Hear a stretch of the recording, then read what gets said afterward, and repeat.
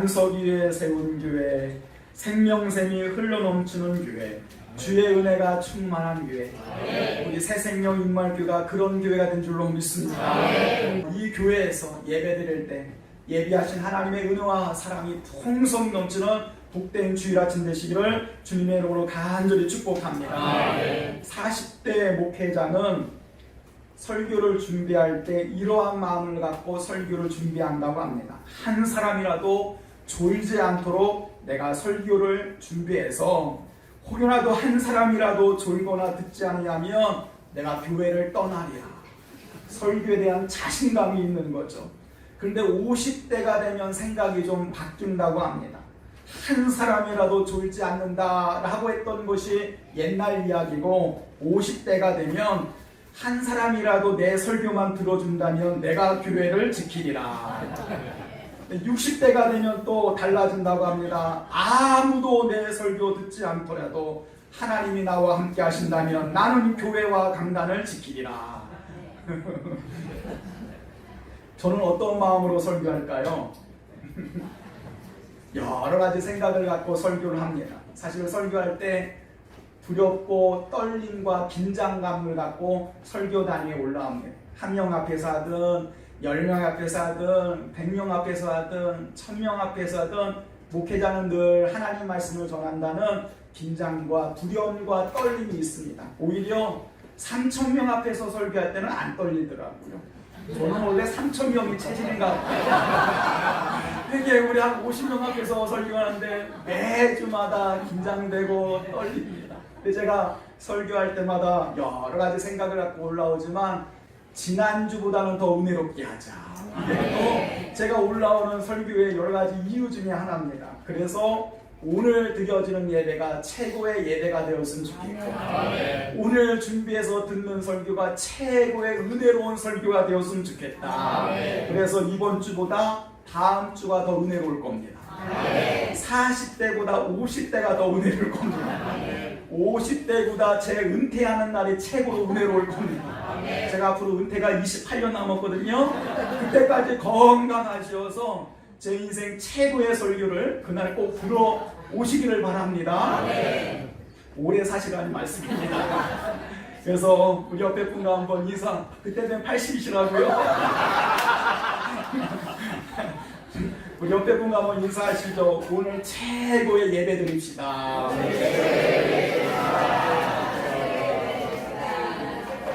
오늘 말씀의 제목은 가장 아름다운 동행이라는 말씀의 제목입니다. 용혜원님의 시 중에 동행이라는 시가 있습니다. 이러한 내용입니다.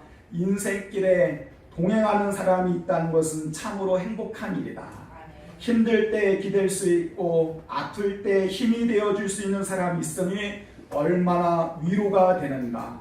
여행을 떠나도 홀로면 고독할 터인데 서로 눈 맞춰 웃으며 동행하는 이 있으니 참으로 기쁜 일이다. 사랑은 홀로 할 수 없고 맛있는 음식도 홀로는 맛없고 멋진 영화도 홀로는 재미없고 아름다운 웃음 보여줄 사람 없다면 무슨 소용이 있겠는가. 아무리 재미있는 이야기도 들어줄 사람 없다면 독백이 되고 만다. 인생길에 동행하는 사람이 있다면 그 사람을 더 깊이 사랑해야 된다. 인생길에 동행하는 사람이 있다면 그 사람을 더 사랑해야 된다. 우리 한 번 더 옆에 분의 손을 꼭 잡고 인사하십니다. 저와 함께 동행해 주셔서 너무 사랑하고 고맙습니다. 시작.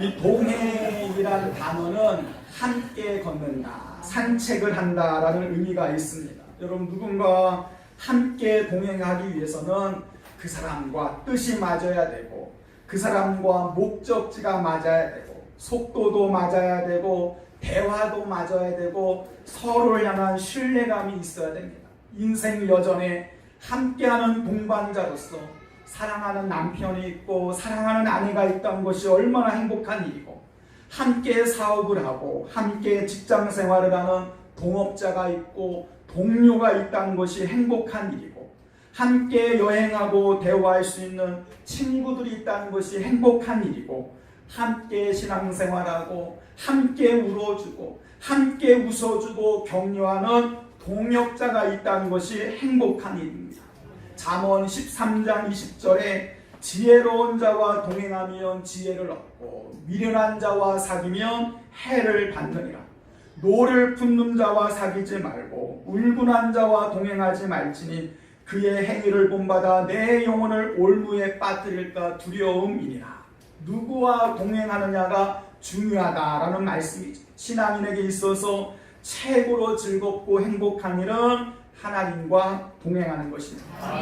인생 최대의 축복은 하나님과 동행하는 것이요, 인생 최대의 불행은 하나님과 동행하지 않는 것입니다. 우리는 형통함을 좋아합니다. 형통, 사전적 의미는 막힘이 없고 일이 술술 풀리고 거침이 없는 것을 형통이라고 이야기합니다. 그런데 성경적인 의미에서 형통은 세상의 의미와 다릅니다. 성경적 의미의 형통함은 하나님과 함께하는 것, 하나님과 동행하는 것, 그 삶의 모습이 형통입니다. 대표적으로 성경 인물 가운데 가장 형통한 인물을 찾으라라고 한다면 요셉입니다.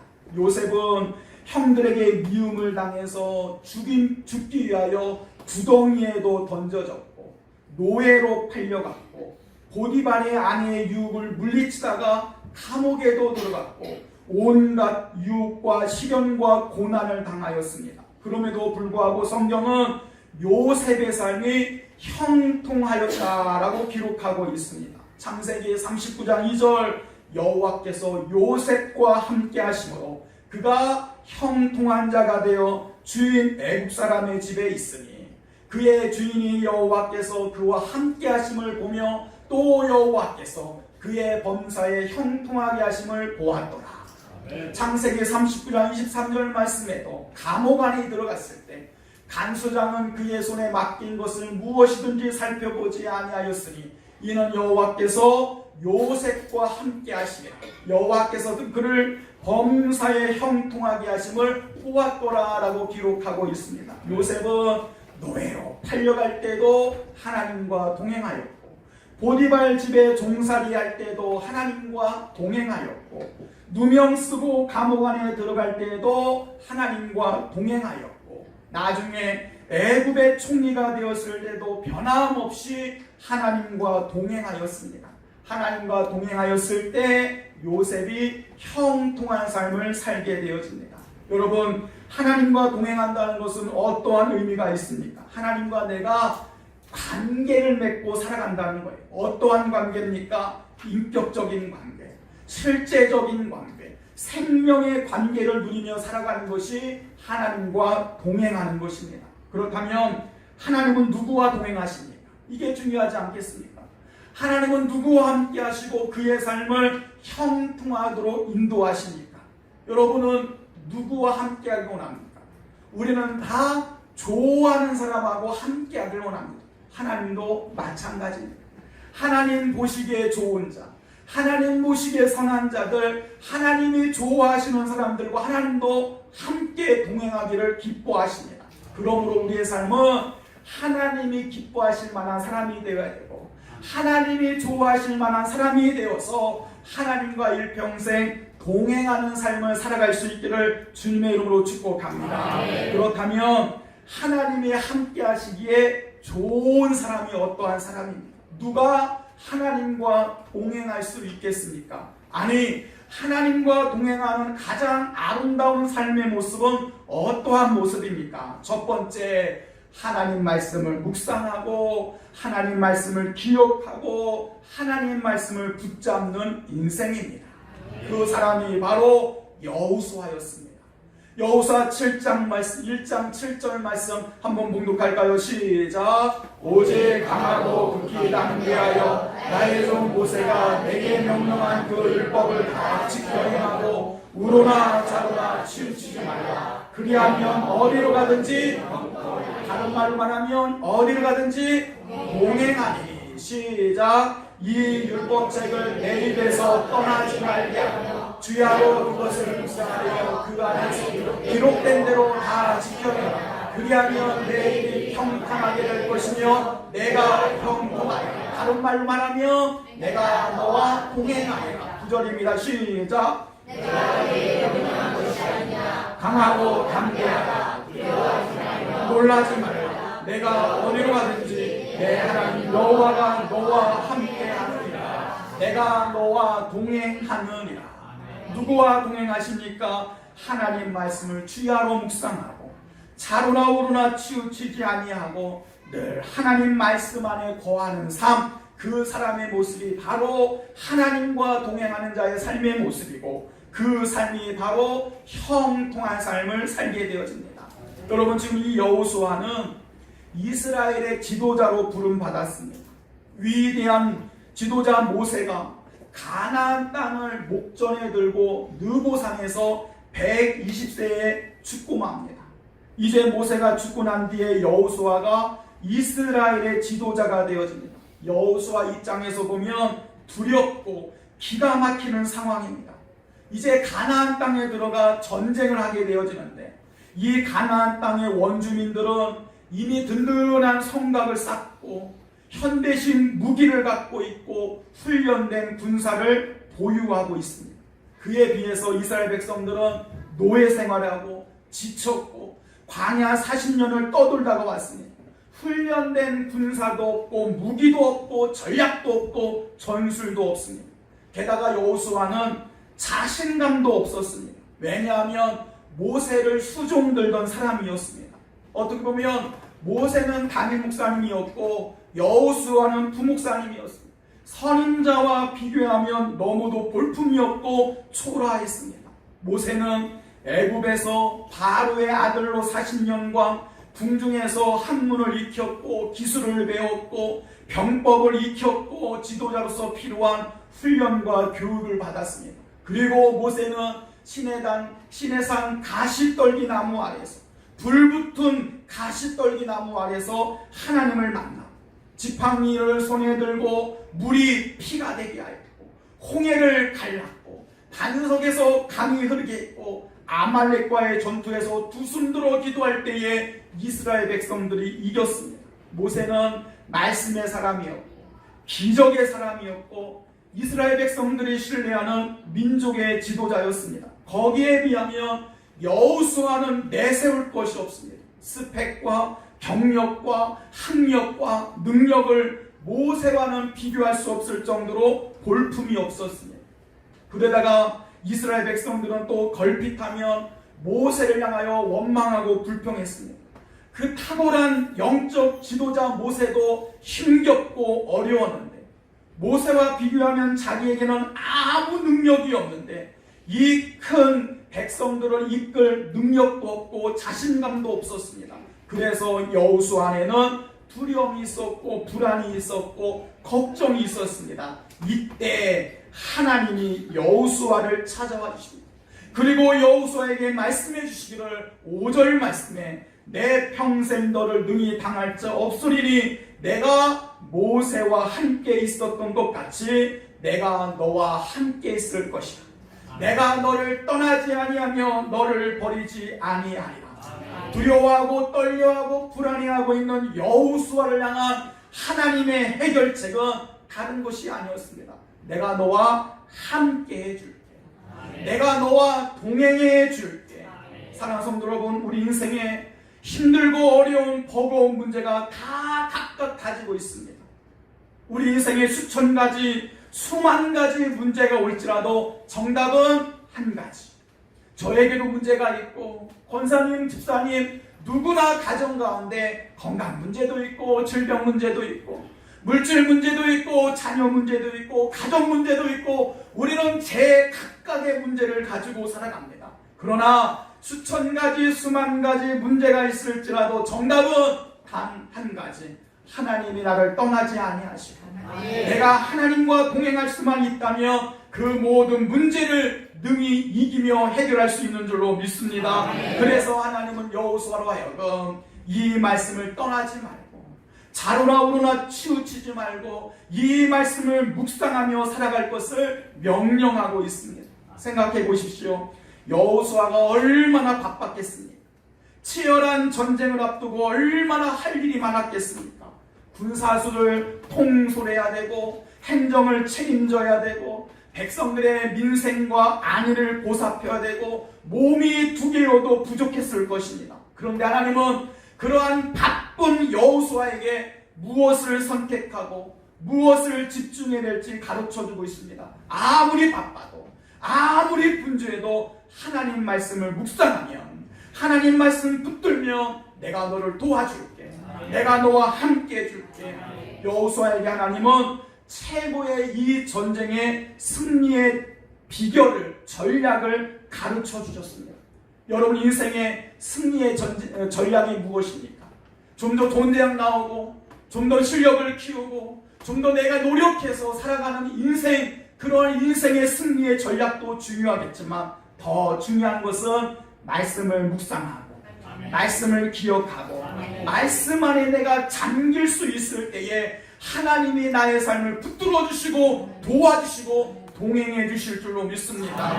이 사실을 알았던 다윗은 시편 1편에 이렇게 고백합니다. 복 있는 사람은 악인의 꾀를 따르지 아니하고 죄인들의 길에 서지 아니하고 오만한 자의 자리에 앉지 아니하고 오직 여호와의 율법을 주야로 묵상하는 자로다. 그는 시냇가에 심은 나무가 철을 따라 열매를 맺은 같이 그 잎사이가 마르지 아니하고 그가 하는 모든 일이 다 형통하리로다. 그가 하는 모든 일에 하나님이 동행하시리라. 여러분 하나님과 동행하시기를 주님의 이름으로 축복합니다. 아무리 바쁘고 힘들수록 우리 더 하나님 말씀을 붙잡고 그 말씀과 함께 할 수 있기를 주님의 이름으로 축복합니다. 여러분 주님은 우리 안에 어떻게 머물러 계십니까? 오늘 주님은 우리 안에 계시는데 오늘 예수님은 우리 안에 어떻게 머물러 계십니까? 요한복음 15장 7절 말씀 우리 한번 봉독해 볼까요? 시작. 너희가 내 안에 거하고 내 말이 너희 안에 거하며 무엇이든지 원하는 대로 구하라. 그리하면 이루리라. 아멘. 여러분, 이 말씀 좀 이상한 말씀이지 않습니까? 무엇이 이상합니까? 너희가 내 안에 거하고 내가 너희 안에 거하면, 이게 정확한 표현 아닙니까? 근데 주님은 지금 뭐라고 말씀하십니까? 너희가 내 안에 거하고 내가 너희 안에 거하는 것은 무엇으로 거하신다는 겁니까? 말씀으로 거하신다는 겁니다. 주님은 오늘 우리 안에 어떻게 거하십니까? 살아있는 말씀으로 우리 안에 거하신다는 거예요. 그러므로 힘들수록, 바쁠수록, 어려울수록, 아니 일이 더 잘 될수록, 아니 일이 안 될수록 여러분 성경을 펴서 읽으십시오. 성경을 묵상하십시오.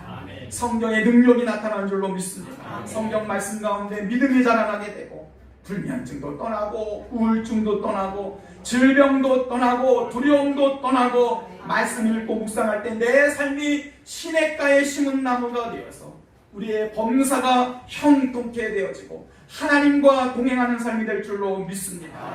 두 번째, 주님과 동행하는 삶은 어떠한 삶입니까? 아니, 하나님은 어떤 사람하고 동행하시니까? 주님과 동행하는 삶은 하나님께 여쭤보고 교제하며 살아가는 삶입니다. 여러분, 예전에 안녕하세요 예수님, 안녕하세요 성령님이란 책이 베스트셀러가 되어서 많은 성도님들에게 읽혀졌습니다. 이러한 책들은 삶 속에서 주님과 대화하고 주님과 교제하는 것을 강조합니다. 주님과 동행하는 삶이란 내 내면 안에서, 내 마음 안에서 말씀하시는 주님의 음성을 듣고 따라가는 삶의 모습입니다. 그러한 삶을 살았던 대표적인 인물이 바로 다윗입니다. 여러분, 다윗이 이스라엘 왕위에 올라가서 가장 먼저 행한 국가적 사업이 무엇인 줄 아십니까? 다윗 인생의 가장 위대한 업적이 무엇인지 아십니까? 맞추는 분에게는 제가 드릴 건 없고 봉고차 한번 1시간 태워드리겠습니다. 다윗의 가장 위대한 업적, 그것은 다윗이 예루살렘 성 안에 법궤를 모셔드린 사건입니다. 여러분, 이 법궤가 무엇입니까? 이스라엘 백성들 앞에서 가장 앞장서서 행했던 가장 거룩하고 신성한 성물이었고 여호와의 임재의 장소였습니다. 이 법궤 안에는 모세가 시내산에서 받은 십계명 돌판이 들어있다 하여서 언약궤라고 이야기합니다. 엘리 제사장 시절에 두 아들 홈니와 비나스가 블레셋과의 전쟁에 법궤를 들고 나갑니다. 법궤 들고 나가면 이길 수 있다고 생각합니다. 그들은 법궤를 수신으로 생각했습니다. 사무엘상 4장에 보면 이스라엘과 블레셋 사이에 전쟁이 일어납니다. 이스라엘 백성들의 4,000명이 죽임을 당합니다. 큰 패배감에 사로잡힙니다. 이때에 이스라엘 백성들이 한 가지 묘책을 제안하는데, 우리 언약궤를 가지고 가서 저들과 싸우자. 언약궤가 우리를 지켜줄 것이다. 그들은 법궤를 들고 나가면 이 전쟁에서 이길 수 있다고 생각했습니다. 그들에게 필요했던 것은 다만 전쟁에서 이기는 것이었습니다. 그런데 법궤를 들고 나간 전쟁에서 이스라엘 백성은 무참하게 블레셋에게 패배를 당하였습니다. 왜냐하면 그들은 법궤를 따라 하나님 말씀대로 살아가는 것에는 관심이 없었고 오로지 전쟁에만 이기는 것을 원하였습니다. 그들에게 법궤가 필요했던 것은 이 전쟁에서 승리하는 것에만 관심을 가졌다는 거예요. 그로 인하여서 법궤는 빼앗겨졌습니다. 이 법궤는 블레셋에게 빼앗기고 그 후에 사울왕 시대에는 법궤에 대해 무관심했고 법궤는 이스라엘 땅에 그대로 방치되어 있었습니다. 그 법궤를 다윗 왕이 자기의 성 예루살렘 성 다윗성으로 모셔온 것입니다.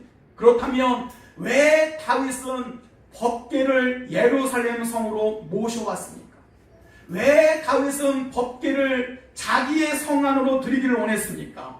역대상 13장 3절 말씀에 이러한 말씀이 기록되어 있습니다. 우리 함께 봉독합니다. 시작. 우리가 우리 하나님의 궤를 우리에게로 옮겨오자. 사울 때에는 우리 내 앞에서 묻지 아니하였느니라. 아멘. 여러분, 왜 다윗은 법궤를 운반하고자 했습니까? 바꿔 말하면 사울왕은 법궤 앞에서 묻지 않았지만 우리는 법궤 앞에서 묻기 위하여, 하나님 앞에 여쭤보기 위하여 법궤를 모셔오자 라고 이야기하고 있습니다. 하나님께 물어보는 것, 여쭤보는 것, 이것은 하나님 앞에 엎드리는 것이고 기도하는 것이고, 크고 작은 문제 가운데 하나님과 대화하고 의논하는 것입니다. 이 삶이 바로 하나님과 동행하는 것입니다. 역대상 10장 14절 말씀에 보면 사울왕의 패망의 이유가 기록되어져 있습니다. 왜 사울왕이 멸망당했습니까? 역대상 10장 14절 시작. 묻지 아니하였으므로 여호와께서 그를 죽이시고 그 나라를 이새의 아들 다윗에게 넘겨주셨더라. 아멘. 왜 하나님은 사울왕을 패하시고 다윗을 세워주셨습니까? 사울왕은 하나님께 묻지 않았다는 거예요. 여기서 묻다라는 히브리 동사가 다라쉬라는 단어입니다. 다라쉬. 여러분, 이 단어가 구약 성경에 165번 등장하고 있습니다. 이 다라쉬 묻다라는 의미는 어떠한 의미냐? 묻다로 끝나는 게 아니에요. 묻고 또 묻고 또 묻다. 여러분, 이 다라쉬라는 단어는 한 번 묻는 것으로 끝나는 것이 아니라 계속 하나님께 여쭤본다라는 이야기입니다. 오늘도 우리 아동부 아이들이 예배를 드리는데 우리의 집사람이 설교를 못해요. 뭐 하나만 얘기하면 계속 물어보는 거예요. 구약시대의 이스라엘 백성들은 옷을 빨고 하나님 앞에 나가 예배를 드렸습니다 했더니만 서정이가 그때도 세탁소가 있었어요. 뭐 무슨 말만 하면 물어보는 거예요. 우리 아이들 어떡합니까? 얘기 끝나기가 무섭게 물어보고 그 얘기 답해주면 또 물어보고 또 물어보고 또 물어보고 또 물어보고 또 물어보고. 사람 여러분, 요즘 하나님 앞에 얼마만큼 여쭙고 있습니까? 내 인생 문제 앞에서, 내 자녀 문제 앞에서, 내 사업장 문제 앞에서 우리 지금 하나님께 얼마나 여쭤보고 있습니까?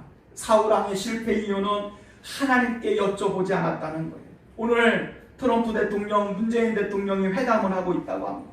바랍기는 한 나라의 대통령이 하나님께 엎드려 여쭤보면서 나라를 이끌어가는 대통령이 되었으면 좋겠습니다.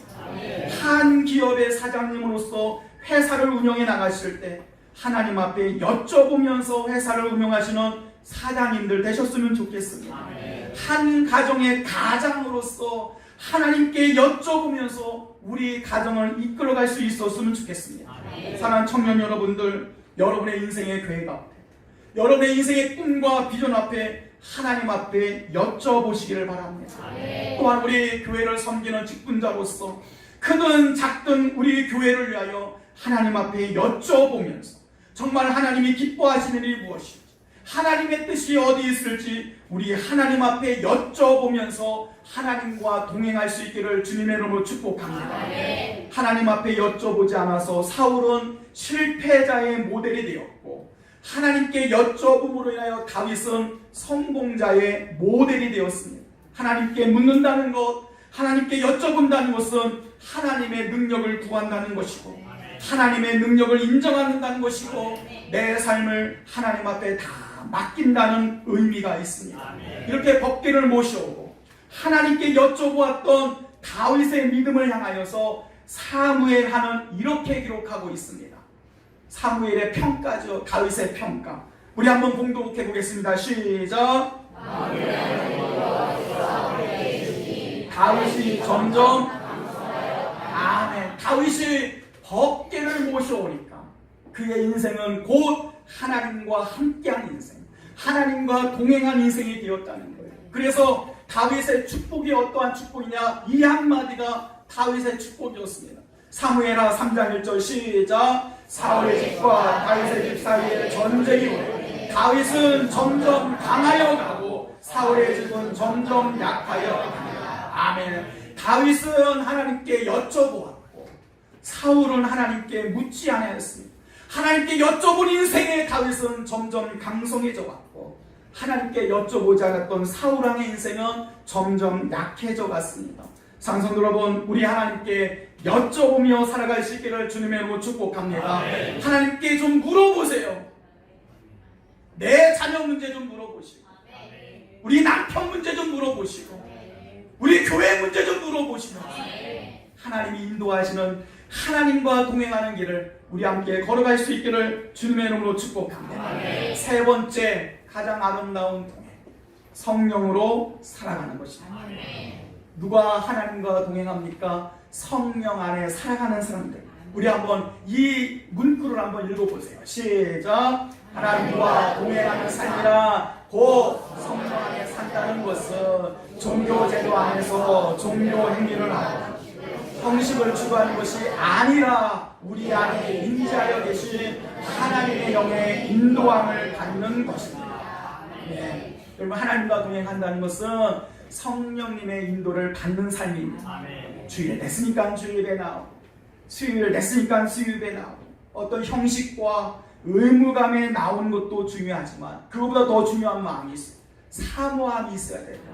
갈급함이 있어야 돼요. 성령님의 인도함이 있어야 됩니다. 그러니까 갑자기 불쑥불쑥 교회가 오고 싶고, 불쑥불쑥 하나님이 생각나고, 갑자기 성경이 읽고 싶고, 산책하다가도 운전하다가도 불쑥불쑥 주님이 생각나고, 그 자리에 멈춰서 잠깐이라도 하나님과 교제를 누릴 수 있는 것, 종교 행위 형식을 섬기는 것이 아니라 하나님과 동행하는 삶은 하나님을 섬기는 삶입니다. 신앙이라는 것은 하나님과의 인격적인 관계를 맺는 것입니다. 주일날 한 번 와서 예배 드린 것으로 신앙생활이 끝난 것이 아니라 매일의 삶 속에서 크든 작든 내 삶 속에서 하나님의 인도를 받고 성령님 안에 살아가는 것, 그것이 하나님과 동행하는 삶의 모습이라는 거죠. 하나님은 지금도 우리 안에 성령으로 머물러 계시고, 우리 안에 감동하여 주시고, 예수님을 주로 고백하게 하시고, 하나님께서는 늘 우리 마음을 격려하시고 위로하여 주고 있습니다. 낙심될 때 용기 주고 있고요, 시험 들 때 이길 수 있는 힘을 주시고요, 갈 길 몰라 방황할 때 주의 뜻이 무엇인지 분별하게 하시고, 날마다 세상 가운데 힘있게 살아갈 수 있도록 우리와 동행하고 있는 줄로 믿습니다. 그래서 하나님과 동행하는 삶이라는 것은 내 안에 살아계시고, 나를 감동하시고, 나를 강권하시고, 나를 인도하시는 그 하나님을 성령 안에서 경험하고 성령 안에서 살아가는 삶, 이것이 하나님과 동행하는 삶의 모습입니다. 빌립보서 2장 13절, 너희 안에서 행하시는 일은 여호와이시니 자기의 기쁘신 뜻을 위하여 너희에게 소원을 두고 행하게 하시나니. 하나님은 오늘 우리 안에서 일하고 있습니다. 그래서 우리 안에서 소원을 두고 행하시는 하나님의 인도하심을 경험하는 것이 성령 안에 사는 삶이요, 하나님과 동행하는 삶입니다. 하나님 지금 우리 안에서 역사하고 있어요. 또 한번 3절을 같이 읽어보겠습니다. 시작. 우리 생각 가운데, 우리 마음 가운데, 우리 영 안에서 역사하시는 성령의 능력을 경험하는 삶입니다. 아멘. 여러분, 신앙생활은 외적인 것에 주목하거나 외적인 것에 관심 갖거나 외적인 것에 집착하는 게 아니에요. 신앙생활은 내 안에서 일하고 있는 하나님께 주목하는 것입니다. 여러분 한번 고백해 보세요. 신앙생활은 외적인 것에 주목하는 것이 아니라 내 안에서 일하고 계시는 성령님을 주목하는 것입니다. 아멘. 문제가 생기고 어려움 생길 때 환경이 어떻게 변할지, 내 주변 여건이 어떻게 변할지 외부의 상황에 주목하는 것이 아니라 그 문제와 고난 속에서 성령님이 어떻게 나를 인도하시고, 하나님이 나를 어떻게 만져주시고, 그때 주님이 내게 어떻게 말씀하시는지 내 안에서 일하고 계시는 성령님의 사역을 주목하는 것, 이것이 바로 하나님과 동행하는 삶의 모습입니다. 구약시대는 성막 안 깊은 곳이 지성소였습니다. 솔로몬 성전 시대는 그 건물 안 깊은 곳이 지성소였습니다. 그런데 신약 시대는 저와 여러분 마음 깊은 곳이 지성소가 되었습니다. 그곳에 하나님이 임재하여 계십니다. 신앙생활은 종교행위 하는 것이 아니라 형식과 외형을 따라가는 것이 아니라 내 영의 깊은 지성소 안에서 일하고 계시는 그 하나님을 인격적으로 경험하고 그 주님과 생명의 관계를 누리며 살아가는 것, 이것이 하나님과 동행하는 삶의 모습입니다. 그래서 한 번 더 읽어보시죠. 시작. 하나님과 동행한다는 것은 지금 내 안에서 성령님께서 머물러 계시고 성령께서 말씀하시고 성령께서 나를 인도하고 계시다는 사실을 끊임없이 의식하는 거예요. 끊임없이 하나님을 의식하는 거예요. 끊임없이 성령님을 의식하는 거예요. 한 번 주일날 와서 의식하는 게 아니라 매일 삶 속의 문제 속에서 끊임없이 하나님을 의식하며 살아가는 것, 이것이 성령님과 동행하는 자의 삶의 모습이라는 거예요. 어떤 신학학자는 현대교회를 마치도 장례식장 같다라고 평가합니다. 왜 장례식장으로 평가하냐면, 여러분, 우리가 너무도 바쁘고 힘든 일상을 살다 보면 소중했던 친구들, 소중했던 친척들을 자주 만나지 못합니다. 근데 언제 우리가 만납니까? 누가 돌아가셔서 장례가 터지면 그때 가서 우리 만납니다. 이 모습을 바라보면서 어떤 신학학자는 어쩌면 한국교회가 장례식장과 같다라고 이야기하고 있습니다. 그렇게 일주일 내내 바쁘다 살면서 주님 만날 시간 없이 살다가 겨우 일주일에 교회 나와서 예배드리는 그 모습 보면서 어쩌면 교회가 장례식장과 같다라고 평가를 하기도 합니다. 바랍기는 우리 교회는 장례식장이 되지 않기를 주님의 이름으로 축복합니다. 우리 교회 안에 예수님 만나는 기쁨이 있고, 이 기쁨을 가지고 다시 세상 가운데 하나님을 의식하고 성령님과 동행하고 하나님의 인도를 바라보면서 늘 기쁨으로 살아갈 수 있는 모든 성도들 되시기를 주님의 이름으로 축복합니다. 우리 종교생활 하지 맙시다. 우리 형식적인 신앙생활 하지 맙시다. 성령님 안에서 성령님과 동행하시고 성령님 주신 능력과 힘을 얻으며 세상을 힘있게 살아갈 수 있기를 주님의 이름으로 축복합니다. 성경에는 하나님과 동행했던 수많은 사람들의 이야기가 나옵니다. 창세기 5장에 보면 에녹에 대한 이야기죠. 성경은 에녹을 이렇게 평가합니다. 하나님과 동행하며 365세를 살았더니 에녹이 하나님과 동행하였다. 단 3절밖에 기록되지 않았는데 에녹에 대한 평가는 하나님과 동행한 사람. 또한 창세기 6장에 보면 노아에 대한 이야기가 나오는데 노아에 대한 평가 또한 하나님과 동행하였으니, 여러분, 이 사람들에 대한 성경의 평가는 그들이 하나님과 동행하였더라. 여러분, 하나님께 어떠한 평가를 받기를 원하십니까? 세상은 어느 대학 나왔더라, 어느 직장 들어갔더라, 연봉이 얼마였더라, 교회 성도수가 몇 명이더라, 교회 재정이 얼마더라, 교회 건물이 몇 층이더라, 이것은 세상 사람들의 평가입니다. 하나님이 우리를 향한 평가는 우리가 세상에서 얼마나 유명해지고 얼마나 성공했고 얼마나 높아졌는가로 하나님이 평가하는 것이 아니라 고난 속에서, 문제 속에서, 질병 속에서, 아픔 속에서 우리가 얼마나 하나님과 동행하였느냐, 얼마나 하나님을 의식하며 살았느냐, 얼마나 성령님의 인도를 받으며 살았고 하나님 마음에 합한 자의 삶을 살았느냐, 하나님은 그것을 우리에게 평가하실 것입니다. 산성도 여러분, 요즘 하나님과 동행하십니까? 요즘 하나님과 함께하고 있습니까? 우리 한번 주신 말씀 기억하시면서 믿음으로 함께 고백했으면 좋겠어요. 주님이여, 이 손을 꼭 잡고 가소서. 약하고 피곤한 이 몸을 주님 꼭 붙잡고 가시옵소서. 우리 믿음으로 고백하시며, 주님, 제가 주님과 동행하겠습니다. 주님과 함께 하겠습니다. 고백하고 결단하는 이 시간 되시길 바랍니다.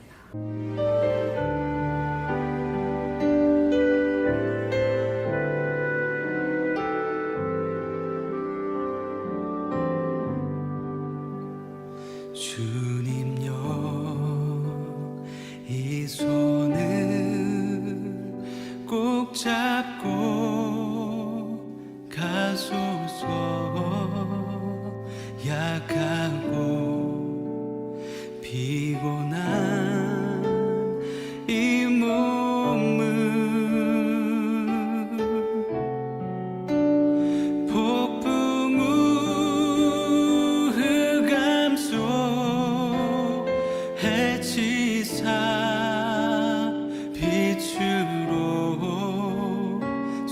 손잡고 날 인도하소서.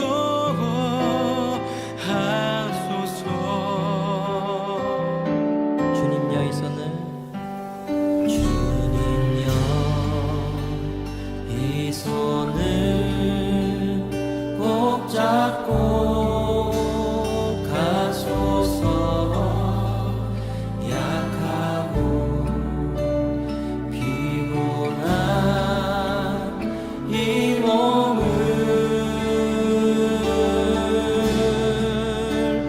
폭풍우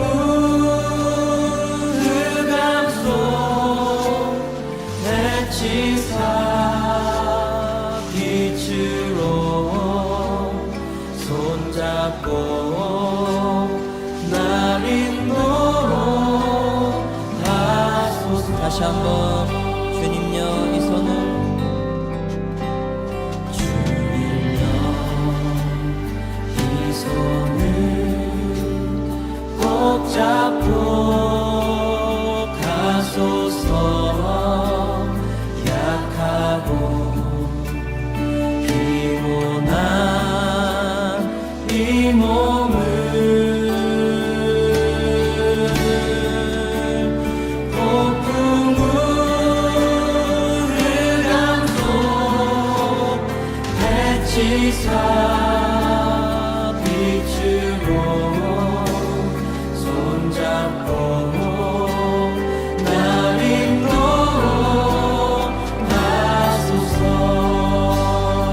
인생이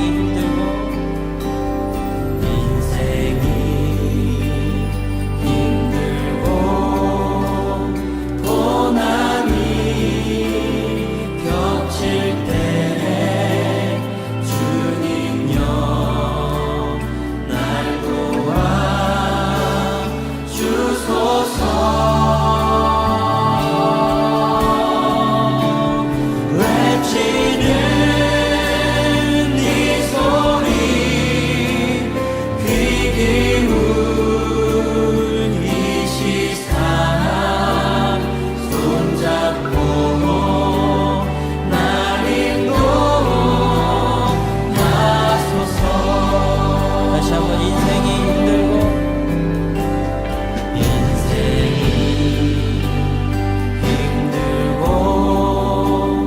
고난이 겹칠 때 주님여 날 도와 주소서.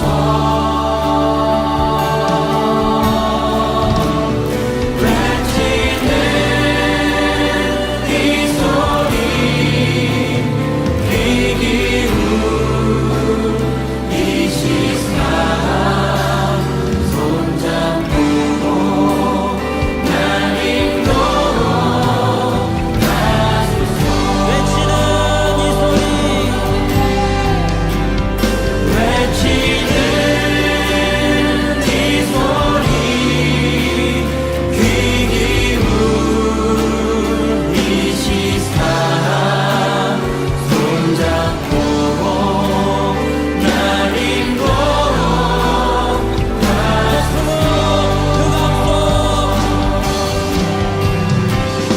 폭풍은 흑암속 해치사 빛으로 손잡고 날 인도하소서.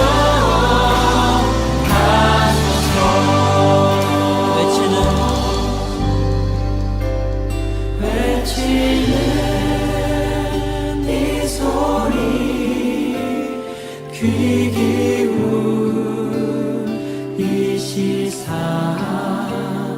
손잡고 날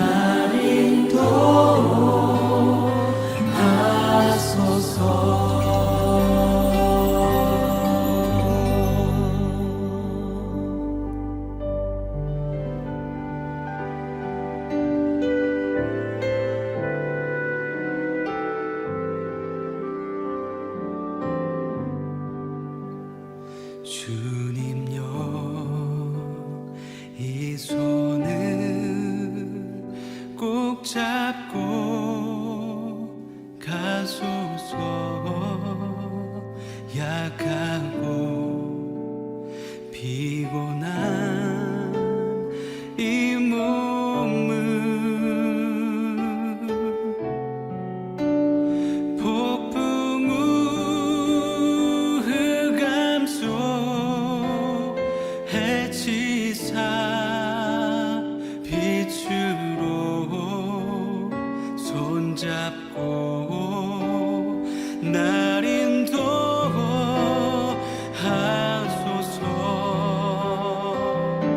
주님 여기서는 주님 이 손을 꼭 잡고 가소서. 약하고 피곤한 이 몸을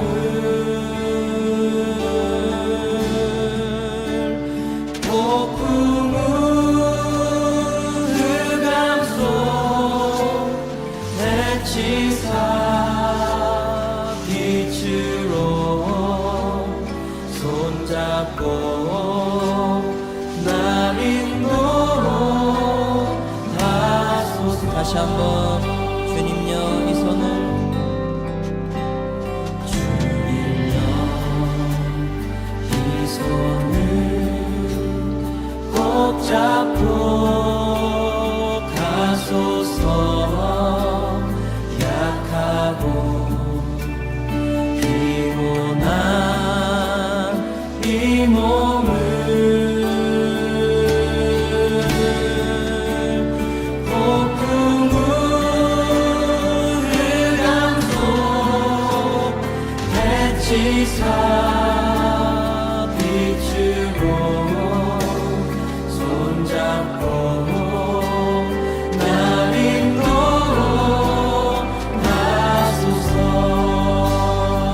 인생이